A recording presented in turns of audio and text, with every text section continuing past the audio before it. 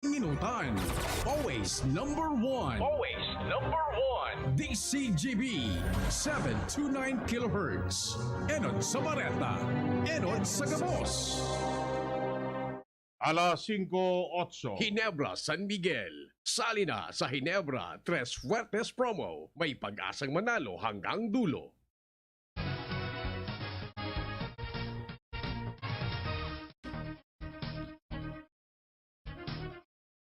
Maray na hapon mga tugang uya po ang mga baratang unyan para sa agadigdi sa Radyo DCGB.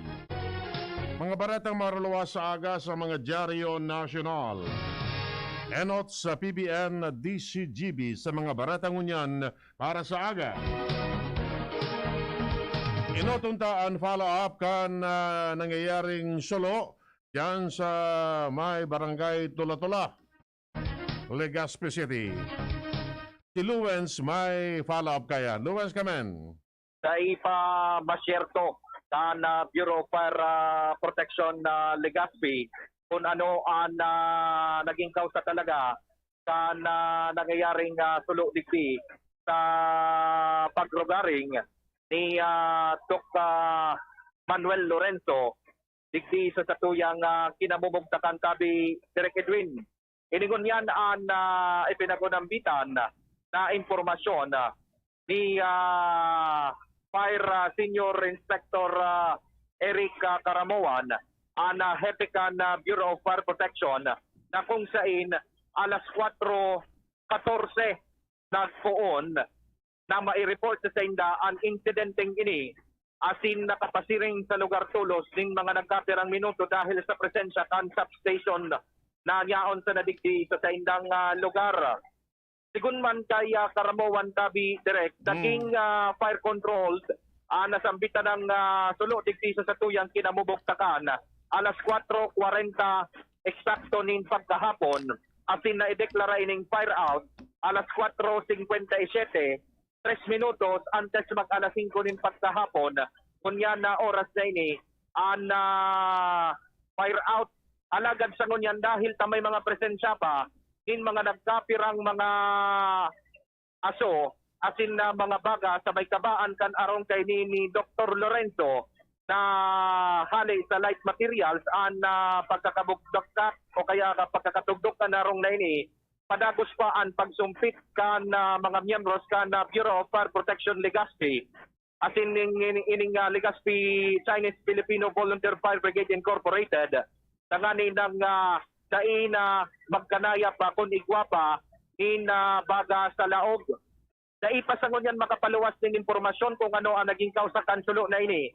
Alagad pinagkumpirmar sa DCGB News kunya na pagkahapon ni Caramoan ang Hepecan Bureau para Legazpi na wala man ni nagadan o casualty. Ang pangyayari sa lugar na ini tabi Direk Edwin. Ang pasyente si Doc Manny Lorenzo na i-transport ni sa ambulansya asin nasa maray ng kamugtakan ini sa ngunyan. And sa ngunyan, padagos pa ngunyan na paggigibo nin mga magkakanigong disposisyon sa Bureau of Fire Protection Legazpi asin ang pangapudan man ni Caramoan mas kinangani mauran tabi Direk Edwin dahil ang gada maging kampante dahil ta pwedeng magkaiguanin mga insidente nin sulo mas kinangani mauran lalo na kung harong nagibo hali sa light materials. Ngunyan si Caramoan yaon man sa nadigdi sa satuyang kataning kuta na alagad nagsayuman na mo na ining magtaonin pahayag live dahil anta sigun sa iya iyon na muna may papaluwas ng indang impormasyon may kinaraman sa nangyayaring sulo na ngunyan dadeklara ng fire out alagad pinagkaklaro mo na Bureau of Fire Protection ang Gabos na parte kanarong na initangani ng lugar maging safe na once na inibayaan kan sa indang grupo. Sa ngunyan, padagos man giraray na sarado ang porsyon kan barangay 13 Marquez Street dangan ining JB Alegre Street ining pinagaapod na Legazpi Tumanito Road na napod man nga ni Punta de Jesus Road. Poon digdi sa may Bangkerohan Hardware tapos digdi sa may Albay Cathedral kaya sa mga motorista na mapasiriring maagi digdi pasiriring sa Manito o sa Southern part kan Legazpi pwedeng umagi digdi sa may Barangay Mauyod dangan baldana digdi sa may Tula-Tula area sa may Bangkeran Enterprises na intersection point asin sa mga pasiring sa Legazpi maggaliko na muna sa may pasiring Karakagawad Vince Baltasar tangani ng dai makapinjente sa padagos sa pagpapabelongon yan kan otoridad kan mga kapulisan asin public safety office tangani ng maakudiran ang nangyayari ngunyan na sulo digdi sa satuyang kinamumugtakan sabi Direk Edwin. Tapos Likomsen baga so Liberty Commercial Center, LCC Fire Brigade Team man, yaon man digdi para maging reliever sa nasabitan ng sulo digdi sa satuyang kinamumugtakan. And sa ngunyan, digdi sa satuyang location, maiiling pa na talagang may mga presensya pa nin mga aso. Although puti naman ini, alagad pinagalat pang mapundo, nangani nang masiguro na ang lugar na ini dahil na pagikanan pa ni sulo digdi sa satuyang kinamumugtakan. May saro digdi Di pa nga aram ko na ang cause. na ipatabi Direk Edwin dagsayo man mo nga ni magtaon ni na impormasyon si Karamawan alagad sigon sa iya wala pa sin din may paluwas asin na mataon na sa nanin na initial na impormasyon ngani nang maipagpaabot na pangyayari na ini digdi sa barangay Tula-Tula. And sa ngunyan, padagos ng pinagkakaurong ka Bureau of Fire Protection, may saro digding gurang na babae na nyaon sa tuyang kinamumugtakan. Asin siguro alat lang ta baluon tayo ning makauron. Ta saro gari ini sa mga miyembros kan harong digdi sa tuyang kinamumugtakan. Digdi sa tuyang area. Oo, aday na mo na tabi Direk Edwin medyo na-nervyos ito na ano na ito persona digdi sa tuyang kinamumugtakan. Pero ito tabi Direk Edwin ano na ini an initial na informasyon na nakuha mismo kan DCGB News na padagos pang pinagsumpit kang kalayo. Pero nailing digital direct daan kabaan godaan parte kanarong na ini almost siguro mga nasa 45% kan parte kanarong na ini talagang manonotaran yato na talagang tinumpos manin kalayo lalo na ang kabaan kan arong na ini. Di pa makumpirmar kung ano ang naging kausa kan pangyayaring sulo digdi sa satuyang kinamumugtakan.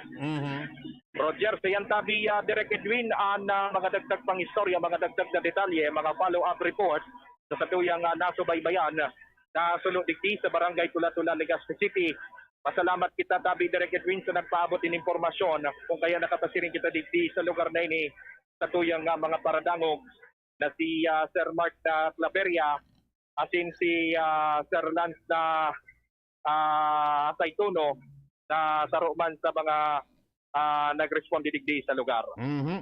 Roger, so yan tabi Direk Edwin na mga dagdag pang istorya ali digdi sa tuyang area. Ako po, si Lewin Spur, si Barsena, on the spot report, DCGB News. Miyaras tanto si Joshua Bino, may dagdagman na istorya. Joshua, kamen. Naka-alerto nin Marhay ang Bureau of Fire Protection Daraga, Philippine National Police Daraga asin Municipal Disaster Risk Reduction and Management Office o MDRRMO sa pagkondukta kan sa indang programang Oplan Simana Santa Lakbay Alalaya, digdi iyan sa Barangay Banyag Daraga Albaya.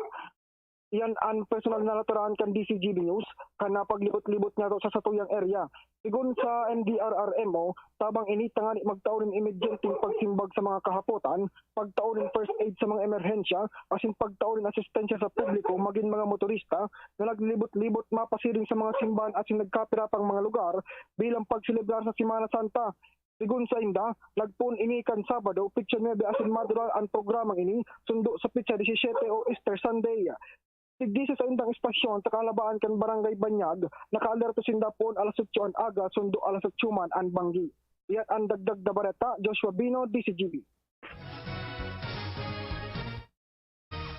Si Hans Galero may dagdagman na istorya. Hans, kamen. Bilang parte kan patagos na preparasyon kan Commission on Elections o COMELEC Bicol asin Legazpi, patagos ngunyan ang tigigibong vote counting machine o VCM roadshow kan COMELEC sa manlain-lain ng mga pagpublikong lugar siring na sanakan mga mola. Ini ngunyan na aldaw ang nangyari sa pangendap ni COMELEC Bicol Regional Director Attorney Jane Valesa asin man ni COMELEC Acting Election Officer Attorney Fatima Gados Paniagua.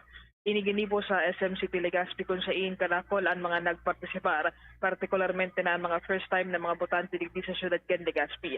Tinukdoan ka na COMELEC ang mga personang ini kung paano maggamit asin paano magboto sa papaabot na eleksyon na 2022.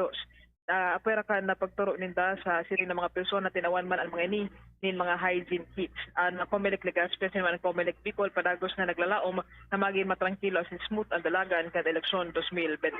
Dagdag na bareta, Ans Galero, DCGP.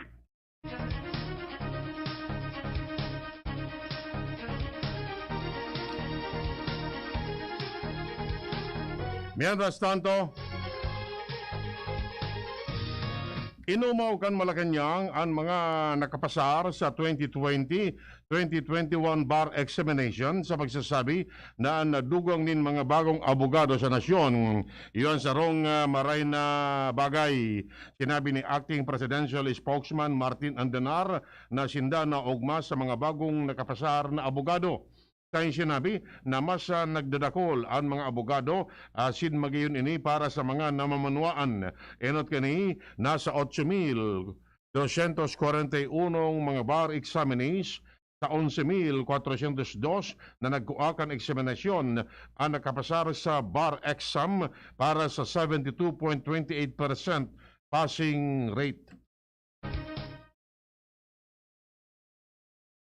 Mandatoryong paggamit din kaday manhas sagkod na matapos ang terminal agad niya sa publiko ang tinira sa pagsasabi pagiging kampante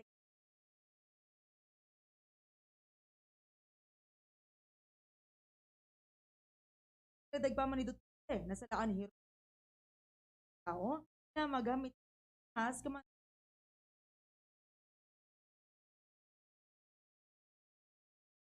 Naka-score nin halangkaw si Presidente Rodrigo Duterte sa iyang approval asin trust. Maski duwang pula na sana ang natatara kini sa pwesto bago matapos sa ang termino sa Hunyo 30. Ina nagluwa sa resulta kan pahayag.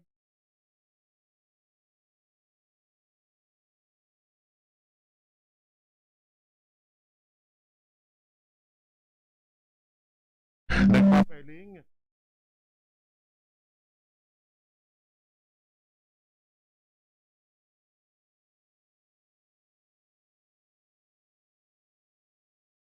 si Duterte bilang presidente nakaaging 12 taon.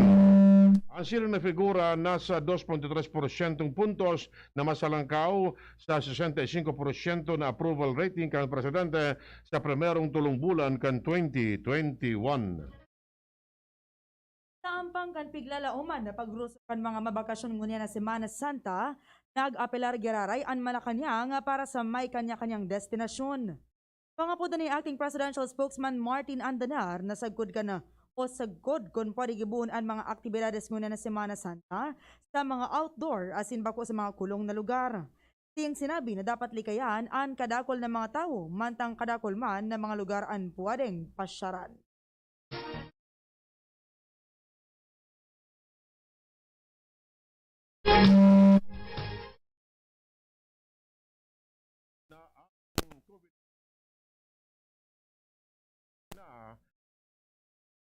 Cases na narestro sa mga nakaaging simana na 26% mas baba kaysa ka nakaaging mga simana. Sinabi ni Health Undersecretary Maria Rosario Vergere na nagplatuna ang kaso sa lado nasyonal. Sa iyong ipinaluwanag na poon kan Abril 5 hasta 11, naka-aresto sinda nin bagong 1,903 na kaso na nasa 271 na kaso sana kada aldaw. Iko-konsiderar kan Department of Health na baguhon ang gustong sabiyon kan validad sa fully vaccinated individuals, lalo na ang vaccination cards. Sinabi ni Health Undersecretary Maria Rosario Vergere na ang pribadong sektor at sinibang miyembros kan vaccine expert nagrekomendar na bagunan gustong sabihon kan full vaccination teran sa hababang booster shot uptake. Tiyang sinabi na tutukaron ninda sa mga eksperto kung paano ang validad kan vaccination card tanganing mapakarahay ang booster vaccination. Tinadagpaman niya na ang pagbabakuna voluntaryo sa Pilipinas matapos na ang proposal na ang booster shot card hagadon sa mga establishment.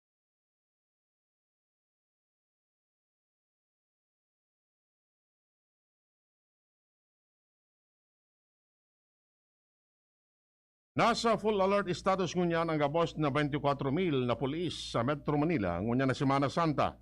Kinugo ni NCRPO Chief Major General Felipe Natividad ang 5 police district sa Metro Manila na siguruhon ang kaligtasan kan mga maatindir o magkakaigwanin aktibidades may kinaraman sa Semana Santa.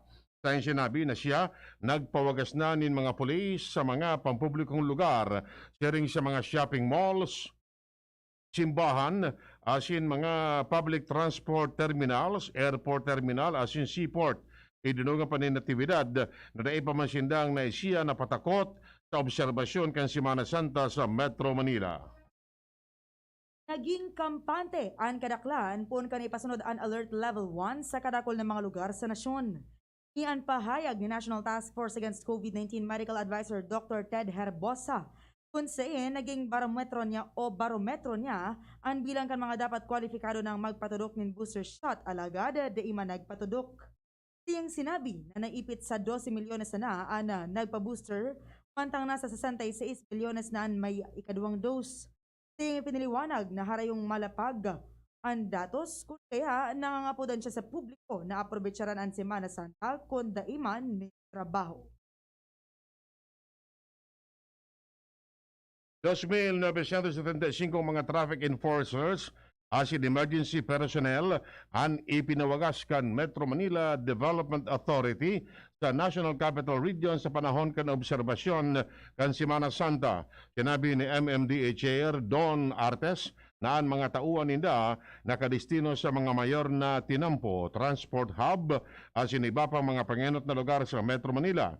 Sa sinabi na nanaturan ninda ang napagdakol kan mga biyaheros kung sino ni bigdalauman na mag-abot din sa code sa Shinmil para sa mga out-of-town trips durante kan Semana Santa.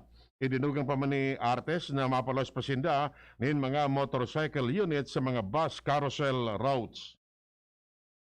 Kinumpirmar ni Vaccine Expert Panel Chair Dr. Nina Gloriani na ipinaabot giraray ninda sa Food and Drug Administration an issue para sa posibilidad na pwede nang magtudok ng ikaduwang booster shot. Yung sinabi na pwede silang magpaluwas kansa ng rekomendasyon sa mga masunod na manunungod sa siring na bagay. Tinadagpaman ni Gloriani na mabilang pa ini ni nagkapirang aldaw para sabihon kan FDA kung aprobado na sa indang kahagadan. Sabi niya na sa ngunyanan nakasentro na ang rekomendasyon para sa mga maedad asin sa mga immunocompromised siringan ang mga bantaron sa COVID. Binukas ang gararay kan na Quiapo Church ang pabasa ng pasyong mahal sa publiko makaagi ang 2 taon na nasa tilunsa na ang selebrasyon dalan sa patakot kan COVID-19. Ini madora sa sa aga manteng ini ginagibo sa Plaza Miranda. Kanang sinabi na nagturos na sinda sa pagigpit ngunya na Semana Santa alagad na dapat malingawan na nasa tahaw pa kita kan pandemya sa nasyon. Ang mga personang fully vaccinated kontra sa COVID-19 ang tutugutan na maglaog sa mga lugar nin pagsamba. Iniyan pahayag ni DILG Secretary Eduardo Anyo sa pagsabi na ini ang malinaw na regulasyon kan Interagency Task Force for the Management of Emergency Infectious Diseases manunungod sa COVID level. Yan sa iyang parumdo, mantang ang mga Muslim nasa taho naman kan obserbasyon kan mantang ang mga Katoliko nasa obserbasyon man kan Semana Santa. Naadit si Presidente Rodrigo Duterte sa urumol-umol kang kadakol ng mga tao na mahiling sa mga political rallies asin aktibidad may kinaraman sa reliyon. Sa sinabi na nahiling na urumol-umol kan mga tao tigaditan kan mga eksperto na magiging kausa kan pagdakol na naman kan kaso nin COVID-19. Nabigdalauman na mangyayari matapos na kan aldaw nin eleksyon sa Mayo 9. Idinugan pa man ni Duterte na kan mangyari ang pagdakol kan kaso, masasayang siya na ang bilyones pesos na ginastos kan gobyerno para sa COVID-19 response. Siniguro kan manihamiento kan Minor Basilica of the Black Nazarene sa Quiapo, Manila na naipapasunod din daan health protocols kontra sa COVID-19 sa laog kan simbahan. Sinabi ni Father Douglas Badong, parochial vicar kana Quiapo Church na mas kitinugutan na ang 100% ng kapasidad sa lindong kan Alert Level 1, ipinapasunod pa man giraray nindaan 80% ng kapasidad sa laog kan simbahan. Iyang ipiniliwanag naman tang di maninda pigyan ganyaran mga paratubod na magpartisipar sa mga religious and ganyar man giraray na pisikal na mag-atendir lalo na sa banal na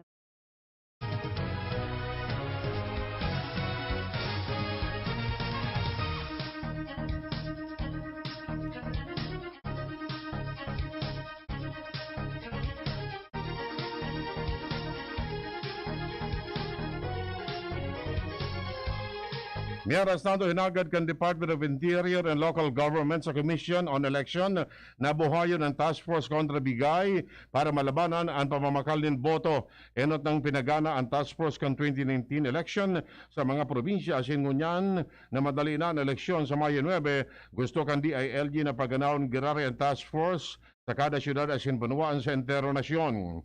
Sinabi ni DILG Under Secretary Jonathan Malaya na kan 2019 nakadakop ang task force nin 356 katawo asin nagkakonfiskar nin 12 milyones pesos na ginamit na ebidensya sa pagsangat nin kaso sa korte.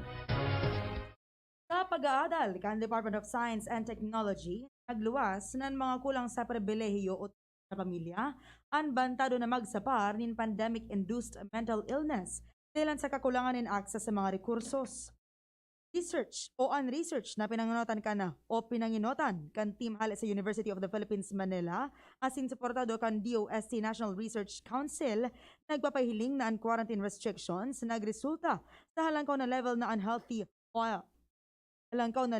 sa unhealthy lifestyle behaviors, pa naman ang kakulangan ng ehersisyo, unhealthy diet, halangkaw ang konsumo ng alkohol asin paninigarilyo sa mga urban poor household.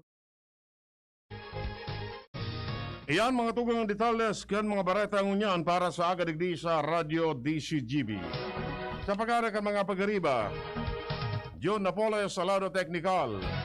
Kami po ang nagatod kan bareta. Ako po si Francia May Boras. Ako man po si Edwin Terrell na nagsasabing salamat kan sa inyong pagantabay. Ang health tip na ini hatod sa Indo kan Robust Dietary Supplement for Men. Nahahadit ka na mawara ang gana kan sa imong karelasyon. Inhulit na nagluluya na ang bedroom performance and mo sa maray asin healthy lifestyle sa oral daw. Mag-ehersisyo, masustansyang tamang oras sa pagkaturog. Ikayan ang mga aktibidad na nagdadala sa imo ng stress asin mag-inom kitamang vitamina para sa ang health tip na iyan hatod sa Indo kan Robust Dietary Supplement for Men.